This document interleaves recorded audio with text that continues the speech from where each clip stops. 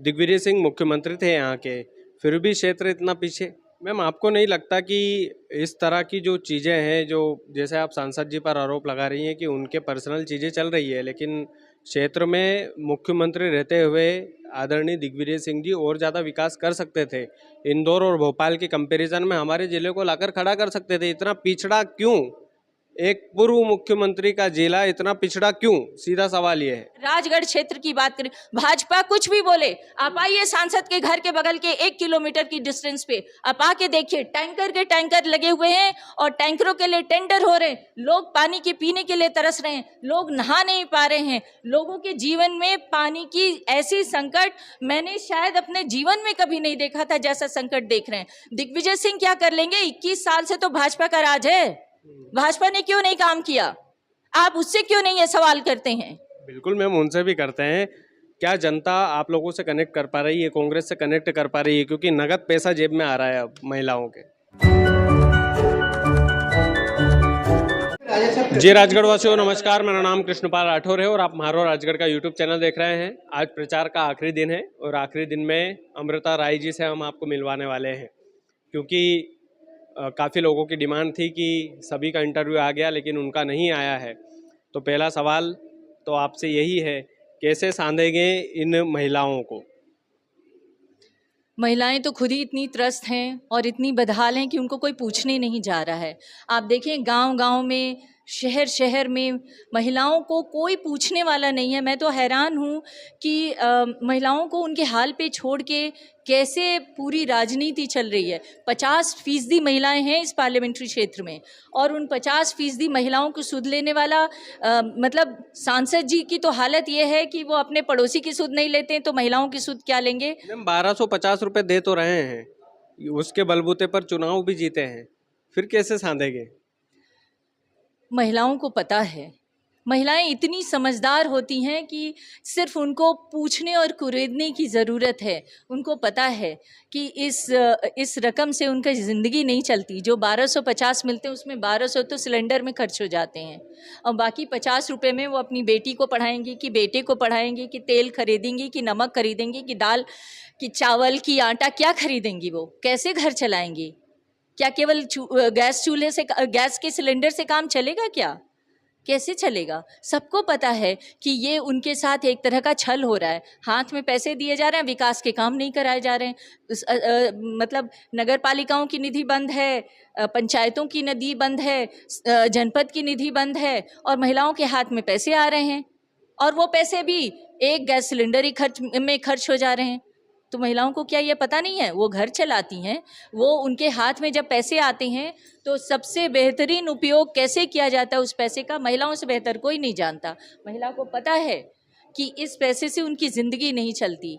हाँ, कोई दे रहा है तो लेने में हर्ज नहीं है, गुरेज नहीं है, लेकिन उनको पता है कि इससे ज़िंदगी नहीं चलती। आपको ये लगता है कि चुनाव के बाद लाडली बहना जो योजना है वो बंद हो जाएगी? मैं इसमें नहीं जाना चाहती कि चुनाव के बाद क्या होगा। मैं चुनाव से पहले की बात करती हूँ। इस समय देश की महिलाएं परेशान हैं और इस क्षेत्र में, खास तौर से इस क्षेत्र की महिलाओं के साथ दिक्कत यह है कि कोई उन्हें पूछने ही नहीं जाता, कोई उनके बारे में बात नहीं करता, कोई उनसे सुनता नहीं है। मैं जब शुरू में आई और मैं लोगों के बीच में, महिलाओं के बीच में जाना शुरू की, तो शुरू में लोगों ने बोला कि अरे ये महिलाएं खुद ही वोट दे देंगी। मैं उन लोगों के बीच में जाना शुरू किया। मैंने उनसे पूछा। पहले वो चुप रहती थी, एकदम चुपचाप मेरी बात सुनती थी। फिर मैंने धीरे धीरे उनके बीच जाके उनसे बात करने की कोशिश की। तो जैसे ही उनको ये विश्वास आया कि ये इनसे बात की जा सकती है, उनका दिल फूट पड़ा और उन्होंने इतनी शिकायतें की, इतनी उनकी समस्याएं आई कि जब वो घेर लेती हैं तो मुझे उनसे बाहर निकलने का रास्ता नहीं मिलता और वो फूट पड़ती हैं। उनके दर्द, उनकी समस्या, उनकी पीड़ा फूट पड़ती है, लेकिन वो तब तक नहीं बोलती जब तक उनको कोई कुरेदता नहीं है। मामा जी प्यार करते हैं महिलाओं को मैम, वो हमेशा महिलाओं के प्रति एक आकर्षक भाव रखते हैं मंचों पर।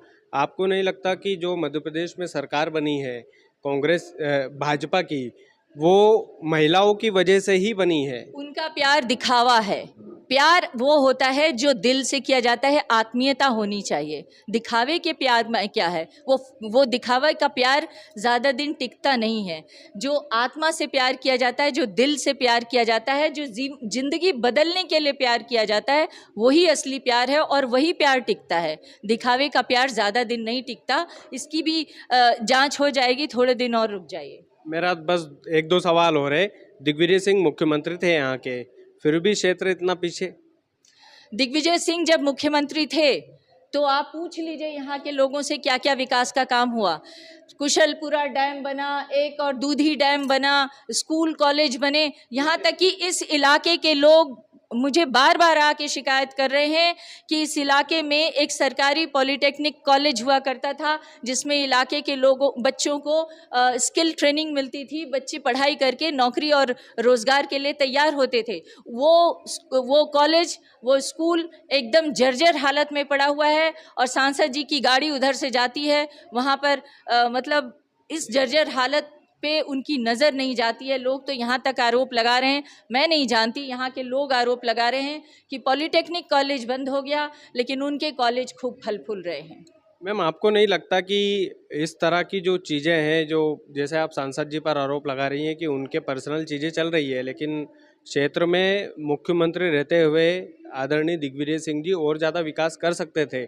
इंदौर और भोपाल के कंपैरिजन में हमारे ज़िले को लाकर खड़ा कर सकते थे। इतना पिछड़ा क्यों? एक पूर्व मुख्यमंत्री का जिला इतना पिछड़ा क्यों? सीधा सवाल ये है। ये पूर्व मुख्यमंत्री थे कब, आप बताइए कब थे? 2003। तो 2003 से 2024 हो गए, 21 साल हो गए। 21 साल में ज़माना बहुत बदल गया। तब जब वो मुख्यमंत्री थे, सरकारी बजट कितने का था, आज कितने का है क्या? और उस समय जब वो मुख्यमंत्री थे, यूनाइटेड मध्य प्रदेश था। जब छत्तीसगढ़ से लेके मध्य प्रदेश एक राज्य हुआ करता था, राज्य की सीमाएं बहुत बड़ी थीं, विकास की उम्मीदें बहुत बड़ी थीं, आकांक्षाएं बहुत बड़ी थीं, आशाएं बहुत बड़ी थीं और हर क्षेत्र को देने के लिए उनके पास बहुत सीमित पैसा था। उस सीमित पैसे में विकास का जो बेहतरीन काम किया, आज भी जो यहाँ के डैम हैं उसकी रूपरेखा, पानी की जो समस्या से निजात दिलाने की जो जिसकी रूपरेखा दिग्विजय सिंह ने बनाई, उस रूपरेखा पर अगर ये सरकारें चली होती तो यहाँ पे गांव-गांव में पानी के पीने की त्राही त्राही नहीं होती। आज भी जो यहाँ के डैम हैं, जो यहाँ पर एक विशेष योजना उन्होंने चलाई थी, खेत का पानी खेत में, गांव का पानी गांव में। अगर वो जल शोधन का कार्य हुआ होता, जिसको कहते हैं ग्राउंड वाटर रिचार्ज का काम हुआ होता, तो आज इस क्षेत्र में पीने के पानी की इतनी क्राइसिस नहीं होती। भाजपा बोलती है, राजगढ़ क्षेत्र की बात करें, भाजपा कुछ भी बोले, आप आइए सांसद के घर के बगल के 1 किलोमीटर की डिस्टेंस पे आप आके देखिए, टैंकर के टैंकर लगे हुए हैं और टैंकरों के लिए टेंडर हो रहे हैं। लोग पानी के पीने के लिए तरस रहे हैं, लोग नहा नहीं पा रहे हैं। लोगों के जीवन में पानी की ऐसी संकट मैंने शायद अपने जीवन में कभी नहीं देखा था जैसा संकट देख रहे हैं। दिग्विजय सिंह क्या कर लेंगे? 21 साल से तो भाजपा का राज है, भाजपा ने क्यों नहीं काम किया? आप उससे क्यों नहीं ये सवाल करते हैं? बिल्कुल मैम, उनसे भी करते हैं।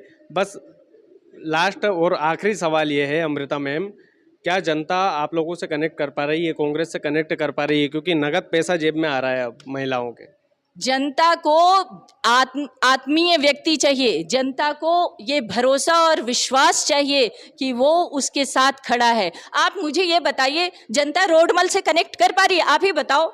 आप तो जगह जगह जाते हो, जनता के बीच में भी जाते हो और भाजपा के बीच में भी जाते हो। रोडमल जैसे नहीं कर रही है। अरे छोड़िए, आप मुझे आप बताइए, रोडमल से कितना कनेक्ट कर पा रही? कौन सी जनता ने रोडमल को देखा है? किस सड़क पर निकलकर रोडमल किस जनता से मिलके आए हैं? आप रोडमल जी से कनेक्ट नहीं कर रही है, मोदी जी से तो कर रही है ना मैम। रोडमल सांसद हैं कि मोदी जी सांसद? मुझे एक बात बताओ, 543 सीटों पर मोदी जी लड़ रहे हैं कि रोडमल लड़ रहे हैं और दूसरे सांसद लड़ रहे हैं? अगर 543 सीटें देश की चल रही हैं तो सांसद को हटा देना चाहिए, एक ही चेहरे पे चुनाव लड़ जाना चाहिए। क्यों 543 सीटों के लिए अलग अलग व्यक्ति की चुनने की जरूरत है? क्यों नहीं? 10 साल से जनता बदहाल है, कोई आके उनका खबर लेने, कोई सुध लेने वाला, कोई आज तक इस इलाके के सांसद को देखा नहीं है, कोई जानता नहीं है इस इलाके का सांसद कौन है और कैसा दिखता है और क्या काम करता है। आप उस तरह के आदमी से लोग कनेक्ट करें और हमसे क्यों कनेक्ट करेंगे, ये सवाल पूछ रहे हैं। आप जनता से जाके पूछिए दिग्विजय सिंह ने उसके लिए क्या क्या किया है, मुझसे मत पूछिए, मैं नहीं जानती। दिग्विजय सिंह मुझे कभी नहीं बताते कि उन्होंने अपने इलाके के लोगों के लिए क्या किया। इलाके के लोग बताते हैं कि दिग्विजय सिंह उनके लिए क्या है और क्या किया है। और रोडमल कभी उनको नजर नहीं आते, यहाँ तक कि अपना पड़ोसी भी उनका परेशान है कि मुझे पानी तक के लिए नहीं पूछते कभी। इस बार कितने मतों से जीत कर आएंगे दिग्गी राजा? विजयी होके आएंगे और सर्वश्रेष्ठ मतों से जीत के आएंगे, मैं तो यही जानती हूँ। और मैं उनकी पत्नी होने के नाते मैं विश्वास करती हूँ जनता पे, मैं उम्मीद करती हूँ जनता से कि वो दिग्विजय सिंह के कार्यकाल में किए गए अच्छे काम, उनकी आत्मीयता और रोडमल की उपेक्षा से परेशान होकर सबसे ज़्यादा वोटों से दिग्विजय सिंह को जिताएंगे और विजयी बनाएंगे। बहुत बहुत धन्यवाद। बहुत बहुत धन्यवाद मैम। अमृता राय थे और दिग्विजय सिंह की धर्मपत्नी थे। अच्छे सवालों के अच्छे जवाब मिले। बाकी चुनाव का जो प्रचार है वो अंतिम दौर में था, आज आखिरी दिन था और अमृता राय मैम जो है वो सवाल लगाने के लिए आए थे, तो सोचा कि कुछ अच्छे सवाल पूछ ली जाए, राजगढ़ के हित में सवाल पूछ ली जाए। ये तमाम सारी चीज़ें रहीं। बाकी वीडियो को ज़्यादा से ज़्यादा शेयर कीजिएगा। चैनल यदि आपने सब्सक्राइब नहीं किया तो प्लीज़ कर लीजिएगा। बहुत बहुत धन्यवाद।